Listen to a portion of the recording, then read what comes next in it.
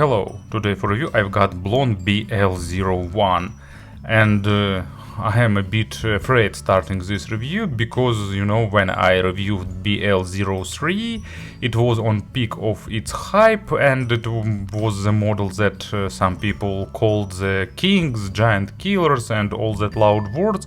I don't like such words, but moreover to my ears Blon BL03 sounded just okay for its price and not more, and moreover it was totally not my tuning. It's just warmer, bassier signature of a single dynamic driver. I'm not a fan of such sound and I shared my experience and I got lot of critical feedback about that, but anyway, I'm still continue sharing my experience and actually kind of spoiler, BL01 is pretty close to BL03, but hype train is has started once again. We'll see where it will take us this time. Will this model be nominated as a Chi-Fi Emperor or Chi-Fi Sultan or something like that or not? But anyway, let's have a closer look. It's a single dynamic driver model with new driver with some sophisticated diaphragm. Price is $23. I will add links to the description because many will be interested in getting this model for oneself or as a present. So let's proceed to the review. Package is simple but done nicely. I like this minimalism, white box, small. Actually, for me it's improvement over the package of 03. On the back side there are two versions mentioning, so you can get it in light color and white steel, but actually why gray one is light color I don't know. And impedance is 16 ohms, 102 decibels of sensitivity, so they require something above with about 50 or 60 milliwatts at least to be driving properly. Of course, it's just not exact figure, it's just some kind of reference. And inside of the box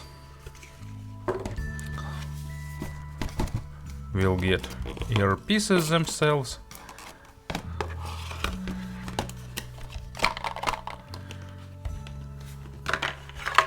in a plastic tray, and storage pouch,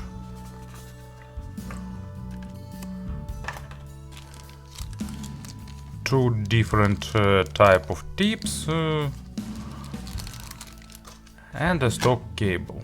So as you can see, accessory set is like okay, but nothing super fancy. For reference, just compare it with accessory set of KB Ear Lark that I reviewed recently. Of course, it's $7 more expensive, but difference in accessory set is more noticeable. But actually, maybe they exactly spend all that $7 of extra price for the accessories. In terms of design, they continue to exploit their technologies. They are made of nice mirror-like polished metal, looks pretty attractive, a bit heavy actually, not really comfortable to wear if you live somewhere with low temperatures during winter, because touching ear with ice cold metal isn't the pleasant thing. Luckily I live in much warmer area. Fit and wearing comfort is nice, and it has all smooth edges, so no issues with some sharp edges touching your ear. Spouts have average length, so sound isolation is also average. There is a lip for holding the tips, protective grill, so all that elements are here. Maybe actually gray version looks a bit better, but this mirror-like one also pretty nice. The Blon definitely knows how to work with shapes and they demonstrate it. And cable is made replaceable. Here used MMCX connectors with recessed pins, and that's probably my biggest argue. Stock cable is definitely below average. Even for the affordable segment, it could be probably a bit better. So here it is. You can see that it fits nicely, looks pretty well, holds also extremely well, so they did that nicely. There is ear hooks format to secure the cable over your ear, but cable itself is just thin, but actually it's soft, easy tangling, a bit getting hard when it's cold outside, but luckily there is no microphone effect. So in terms of presentation and accessory set, probably it's good for $23, but for $30 or $40 it's already below what we can expect.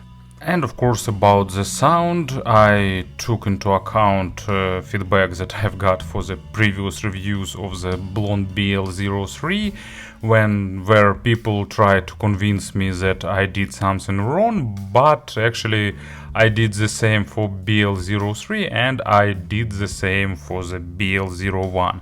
I gave them 60 hours of burn-in. I didn't get noticeable sound changes, but no one will say that I didn't burn them in. I use it with different players, but here for the reference I will use Can Alpha, so no one will say that I use underpowered dub for them. And also I tried different tips, and actually the best result I've got was with Symbio ear tips by Mandarins. I don't think that someone will spend like $15 with to get the tips for $23 in-ear monitors, but I definitely tried different tips so to push that to the limit. But of stock tips, I prefer this regular rounded ones a bit more. And let's actually proceed to sound after all that preface. In terms of sound, it's a typical V-shaped representation with accented low frequencies, recessed mids and a bit accented treble, and that all executed with dynamic driver, meaning average resolution, but pretty good balance of weight and pretty organic sound, not sounding too harsh. So it's just a matter of preferences. But let's postpone that until the conclusions. So low frequencies are accented. It's not the bass heavy model, but bass is present here definitely. It has a normal resolution, normal or average, probably. I don't know actually, is there such a connotation for the average in English like it has in Russian, because in Russian average means that it's not good, so bass resolution here is normal, but actually I think that average is just pretty good result anyway. So resolution is normal, it has a good depth, but main accent is made on the mid bass, but deeper layers of bass are also present, but mid bass is more noticeable. But still pretty normal amount of kick and weight.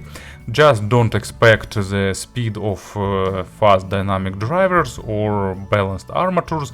It's just good, normal, weighty type of low frequencies with additional mid, with additional body for those who like such representation.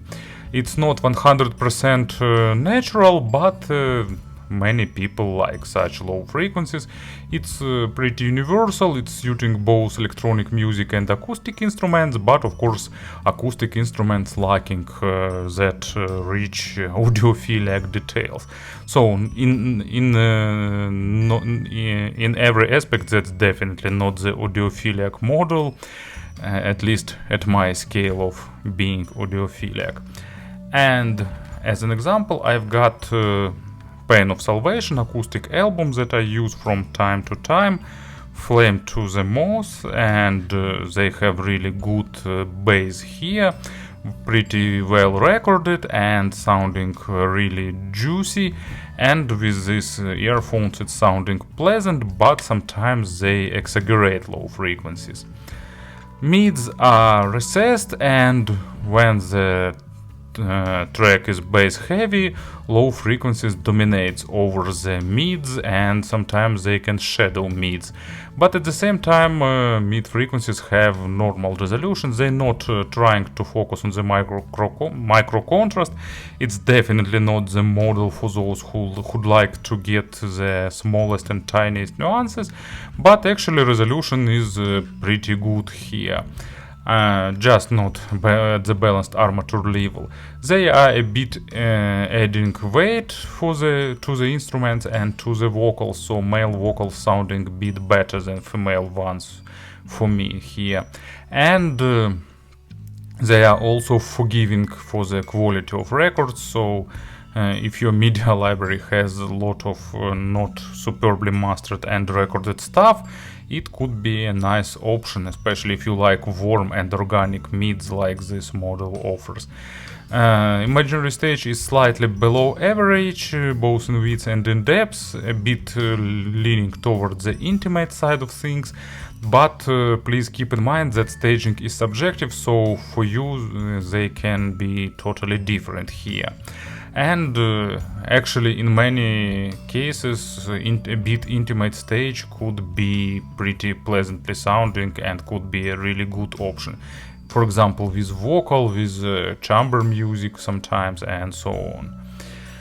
And as an example for the mid frequencies, I've got Iron Maiden, Aces High, you know, probably my most favorite track, one of the first tracks by Iron Maiden I've heard, and I felt in love with this band, starting with Aces High, and actually it's pretty good music suiting nicely to these earphones, lacking a bit of definition, lacking a bit of clarity, and sometimes it's sounding a bit muddy, but you know, it's for $23. I even don't think that it's worth mentioning.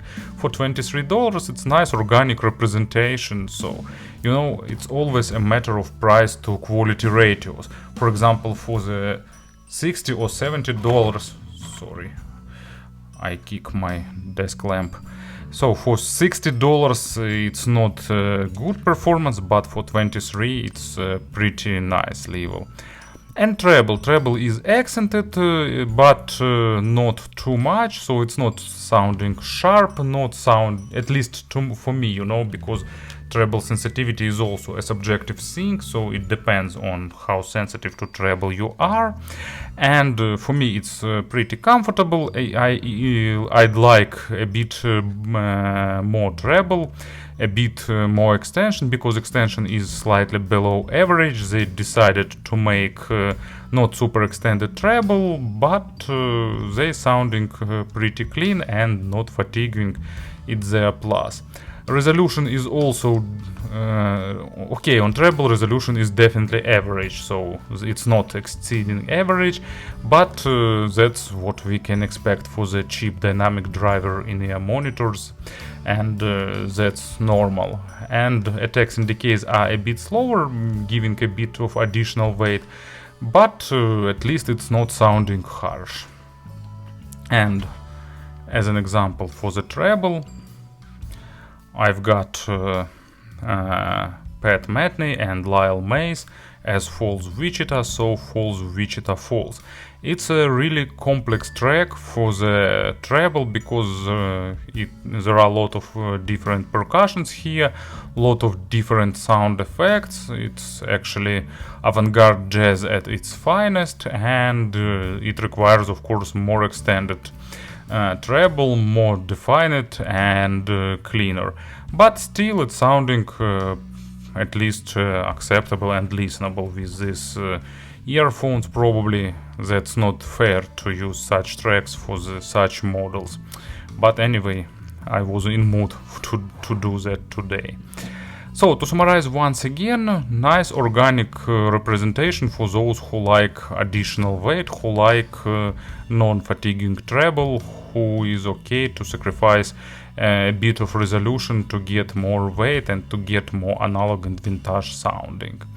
In terms of pairing, it's just a matter of your preferences, but actually not every single smartphone will drive them properly in terms of power. So if you're thinking about getting them for the smartphone, I'd probably recommend to get some dongle like iBasso, for example, or something, some other, or Shenling, for example, or what we've got also here. Something not expensive, but with additional power. And speaking about the comparisons, actually Blon 05, it's the best Blon in their lineup. It's the most expensive, but in my opinion, if you like Blon's signature sound, just save some more and get Blon 05. It's the best executed Blon sound today. And BL01 is really close to 03 with a bit more added low frequencies and a bit more weight. So difference isn't big, both in terms of sound and actually, also in terms of price, because 03 is available now for $26 or $27 at Lean Soul. While I was watching for 01, I also checked the price for the 03 and they have some discount. But I'm not sure will it be available when this video will be out or not, we'll see. So, it's a case when the difference in sound corresponds to the difference in price. BL03 is a bit better defined on mids, but difference isn't big. And subjectively, I prefer more natural sound, more natural signature, so subjectively I'd saved a bit more, for example, to get KB Lark that I also reviewed recently. It's more resolving and with less accent on low frequencies, but it's just my taste. I want to highlight that many times because I don't want to impose my subjective tastes over the others.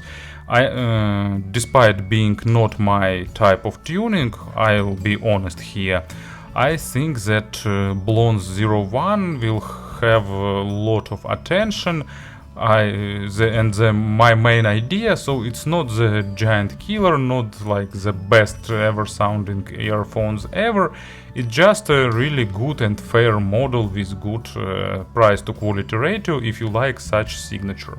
Thank you for listening, thank you for your attention, and have a nice day.